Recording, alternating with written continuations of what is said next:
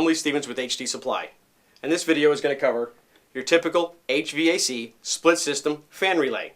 When working with electrical, if you are uncomfortable, please consult a professional. Also follow all lockout tagout procedures, which is an OSHA requirement. Also follow all company policies and procedures when working with electrical.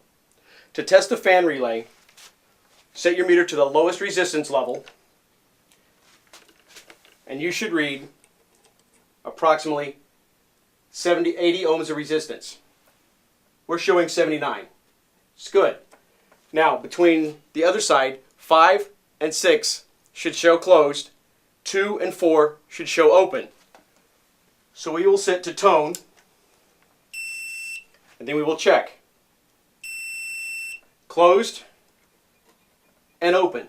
This is working correctly.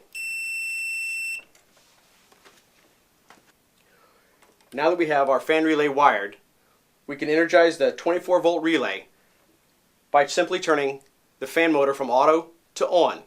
Once we do that, the normally closed contacts will open, the normally open contacts will close, sending a current flow to our light over here, which represents our indoor fan motor. And now as we see, the closed contacts have now opened and the open contacts have closed, completing our circuit.